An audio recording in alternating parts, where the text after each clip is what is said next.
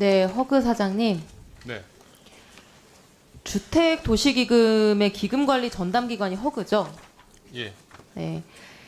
가까이 얘기해 주시면 그렇습니다. 좋겠습니다. 주택도시기금이 임대주택 건설, 전세 보증 같은 주거복지 사업에 이용이 되고 그 기금의 재원은 주로 국민들이 십시일반 청약저축을 통해서 모은 돈입니다. 그렇죠? 예. 네.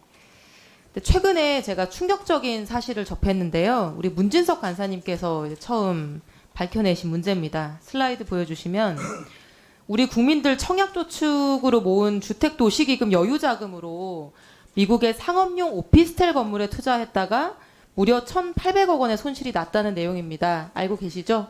예.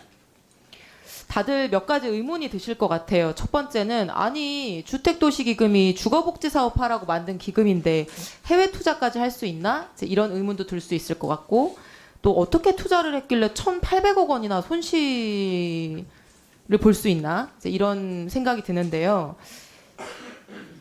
주택토지실장님 잠깐 앞에 나와주시면요.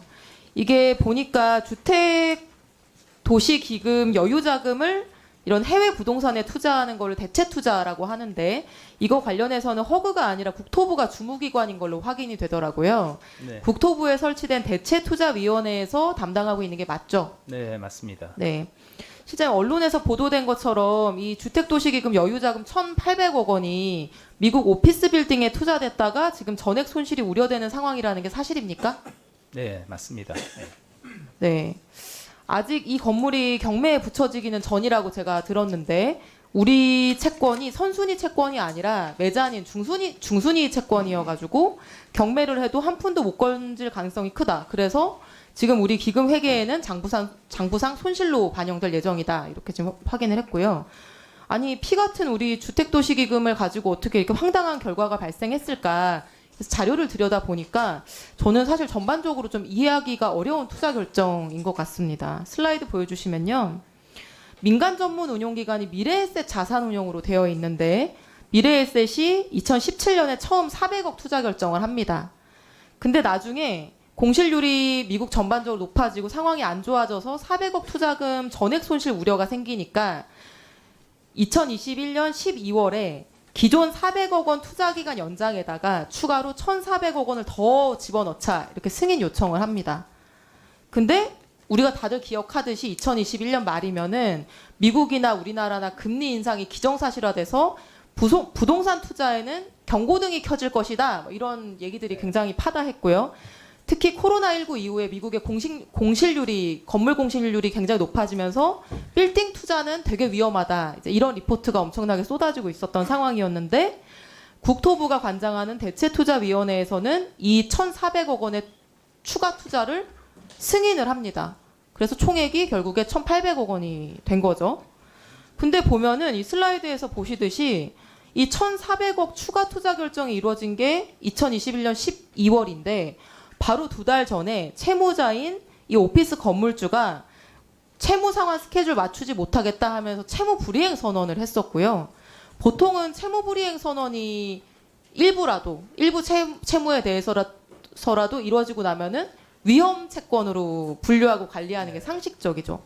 근데 기존 400억을 날리지 않기 위해서 그거보다 3배 이상 큰 1,400억 원을 투자하겠다라는 게 채무 불이행 선언 2달 후에 이루어지는 겁니다. 그것도 위험 투자라고 우리가 얘기하는 중순위 매자닌 투자 방식으로.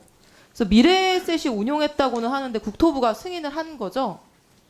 그 시스템을 잠깐 설명드리면 간략하게. 예, 간략하게 설명드리면은 실제 저희들이 전담 운용기관인 미래에셋과 NH투자증권 두 군데를 선정해서 모든 투자 대상지 선정과 투자 결정 과정을 전담해서 할 수 있도록 그런 권한을 주고 있고요. 대체투자위원회에서 결정하는 부분은 그런 투자 지침이라든가 그 투자 기간의 변경이 있을 경우에 승인하는 역할을 하고 있습니다. 아니 저는 그래서 이제 미래에셋이 결정한 거다라는 말씀을 하고 싶으신 것 같은데 이 미래에셋이 이런 비합리적인 의사결정을 했다는 것도 저는 좀 이해가 안 되지만 혹시 자기 돈이 물려 있어서 이거 기금 넣어서 자기 채권 살리려고 한 게 아닌가라는 의구심도 드는 정도인데 국토부도 뭐 그거는 미래에셋이 결정한 거다라고 답변하시는 게 굉장히 무책임한 얘기인 것 같고요. 그래서 미래에셋이 어떤 페널티를 받았습니까? 예, 지금 성과평가 경고 조치를 내렸고요. 그게 2회 경고를 받게 되면 일단 그 계약 자체를 해지하게 되는 거고요.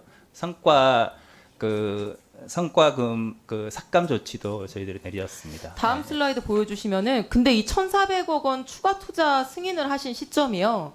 미래에셋의 전담 운용 계약 기간이 1년도 채 남지 않은 다시 연장이 될지 안 될지도 이제 모르는 상황에서 이런 의사결정을 했고요. 그 이후에 다시 연장이 됩니다. 그래서 이 시점 기준으로는 다음 계약이 연장이 될지 안 될지도 모르는 불확실한 상황이었는데 이런 리스크가 이미 발생한 사업에 대해서 미래에셋의 결정을 지지하는 의사결정을 국토부가 했다는 게 국민들이 봤을 때는 좀 이해가 잘 안 가는 것 같고 이번에 제가 이 문제를 들여다보면서 좀 구조적으로 문제가 있다고 생각한 부분은 이게 원래 해외 대체 투자, 이 기금을 이제 운용하는 대체 투자가 운용 수익률이 몇 년 전에는 한 8%, 10% 됐었는데 지금은 마이너스 5.3%거든요. 그러니까 우리 국민들 쌈짓돈으로 해외에 나가서 여기저기 투자하면서 돈을 까먹고 있는 상황인 거예요. 근데 투자 여부를 의결하는 곳이 국토부의 대체투자위원회인데 위험 관리와 사후 관리를 하는 것도 동일하게 대체투자위원회다. 이게 맞습니까? 대체투자위원회를 국토부에서 운영을 하고 있는데 사실 대체투자위원회에서 의사결정에 참여하는 위원들은 그러니까 민간이라서 민간 국토부는 위원- 잘못 없다는 말씀을 하고 싶으신 잘못 건데 없다는 말씀이 이 아니고요. 구조가 잘못됐다는 말씀을 드리는 거예요. 네, 왜냐하면 수조 원의 기금을 대체 투자하는 거고 거기에 대해서 의사결정을 하는 위원회인 건데 그럼 자기가 투자 여부를 결정하고 그 결정이 옳았는지 사후적인 판단도 자기가 하는 거예요. 네. 그럼 제대로 이 상호 견제가 될 수가 없는 거죠. 그러니까 이런 잘못된 투자 결정이 반복될 수 있는 것 같고요.